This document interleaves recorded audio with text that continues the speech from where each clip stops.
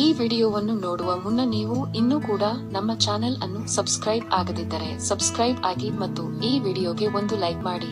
Hi friends, life line Kannada GK ಅಡ್ಡಾದ ಮತ್ತೊಂದು ವಿಡಿಯೋಗೆ ಸ್ವಾಗತ.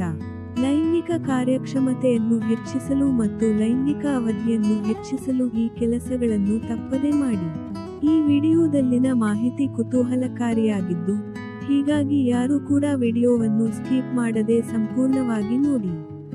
ಸ್ನೇಹಿತರೆ, ವ್ಯಾಯಾಮ ಮಾಡುವುದು, ನಿಮ್ಮ ಆಹಾರ ಕ್ರಮವನ್ನು ಬದಲಾಯಿಸುವುದರಿಂದ ಲೈಂಗಿಕ ಕಾರ್ಯಕ್ಷಮತೆಯನ್ನು ಗಮನಾರ್ಹವಾಗಿ ಸುಧಾರಿಸಬಹುದು.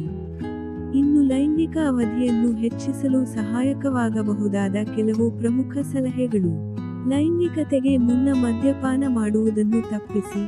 ಲೈಂಗಿಕತೆಗೆ ಮುನ್ನ ಅತಿಯಾದ ಮದ್ಯಪಾನವು ಸಂವೇದನೆಗಳನ್ನು ಕುಗ್ಗಿಸಬಹುದು ಮತ್ತು ಪ್ರಚೋದನೆಯನ್ನು ತಲುಪಲು ಕಷ್ಟವಾಗಬಹುದು. ಯಾವಾಗಲೂ ಫೋರ್ಪ್ಲೇ ಮಾಡಿ. ಲೈಂಗಿಕ ಚಟುವಟಿಕೆಯಲ್ಲಿ ಫೋರ್ಪ್ಲೇ ಬಹಳ ಮುಖ್ಯ, ಆದ್ದರಿಂದ ಯಾವಾಗಲೂ ಅದರಲ್ಲಿ ತೊಡಗಿಸಿಕೊಳ್ಳಲು ಸಮಯ ತೆಗೆದುಕೊಳ್ಳಿ. ಲೂಬ್ರಿಕಂಟ್ಗಳನ್ನು ಬಳಸಿ. ಲೂಬ್ರಿಕಂಟ್ಗಳು ಘರ್ಷಣೆಯನ್ನು ಕಡಿಮೆ ಮಾಡಲು ಸಹಾಯ ಮಾಡುತ್ತದೆ ಮತ್ತು ಲೈಂಗಿಕ ಚಟುವಟಿಕೆಯನ್ನು ಹೆಚ್ಚು ಆನಂದದಾಯಕವಾಗಿಸುತ್ತದೆ, ಅವಧಿಯನ್ನು ಹೆಚ್ಚಿಸುತ್ತದೆ. ಕ್ಷಣವನ್ನು ಆನಂದಿಸಿ. ಲೈಂಗಿಕತೆಗೆ ಆತುರಪಡಬೇಡಿ, ಪ್ರತಿ ಕ್ಷಣದಲ್ಲಿ ನಿಮ್ಮ ಸಂಗಾತಿಯ ಉಪಸ್ಥಿತಿಯನ್ನು ಆನಂದಿಸಿ. ಜನನಾಂಗಗಳ ಮೇಲೆ ಮಾತ್ರ ಗಮನಹರಿಸಬೇಡಿ. ಜನನಾಂಗಗಳ ಮೇಲೆ ಮಾತ್ರ ಗಮನಹರಿಸುವುದರಿಂದ ಇಬ್ಬರೂ ಪಾಲುದಾರರು ಬೇಗನೆ ಪರಾಕಾಷ್ಠೆ ತಲುಪಬಹುದು. ಬದಲಾಗಿ, ನಿಧಾನಗೊಳಿಸಿ ಮತ್ತು ಬಯಕೆಯನ್ನು ಬೆಳೆಸಲು ಮತ್ತು ಉತ್ತೇಜಿಸಲು ದೇಹದ ಇತರ ಪ್ರದೇಶಗಳನ್ನು ಅನ್ವೇಷಿಸಿ. ಪಾತ್ರಗಳನ್ನು ಬದಲಾಯಿಸಿ.